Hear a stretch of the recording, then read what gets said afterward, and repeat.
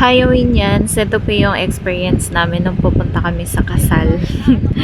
Sa, ano pala, sa resort. Kasi doon kami mag-aayos, kaming mga abay, ganyan. Pati yung bride doon din mag-aayos.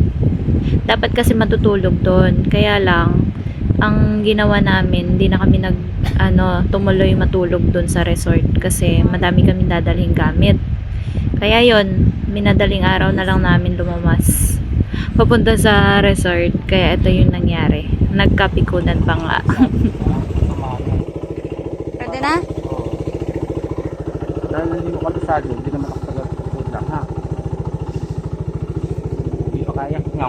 Hindi na. Hindi pa kaya, baba ka mo. Ha? Hindi pa kaya. Ba't mo ako pinasakay ko? Hindi Huwag pala naman kaya. ano, may sakyan.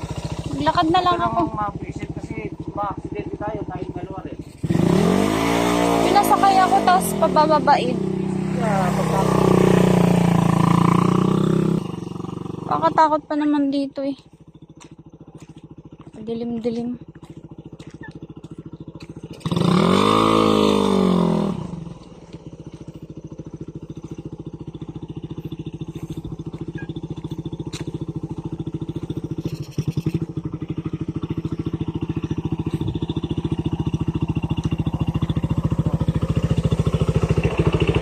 pasensya lang, ha? Dahil pag na-accident tayo, dahil tayong dalawa rin. Pinasakay mo kasi ako doon tapos pababain mo ako. Ganyan muna. Sinusubukan ko lang. Sige na. At yun nga yung naging eksena. Nakarating din kami ng safe. Ayan, nandito na kami. Ako yung pinakaunang aayusan kasi wala pa yung aking mga kasama. Kami pala yung pinakamaaga. Ayan. Alas 4 kasi yung on-call daw. Kaya inagahan namin. Kaya yon, naging may eksena sa daan. Nagmamadali pa nga kami umalis kasi ang akala ko marami na yung mga kasama kong nandito. Ako na lang yung nasa huli.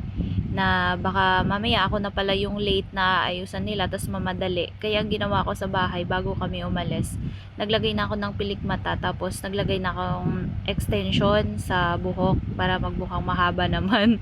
Kasi yung buhok ko ano lang siya, maiksi.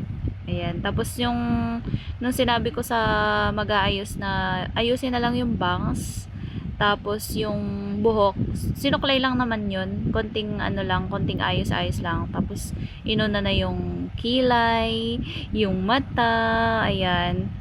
Yung in-expect ko na mamadali yung pagme-makeup nila sa akin, hindi pala. Naging smooth lang. Hindi ko lang na-carry yung bangs ko.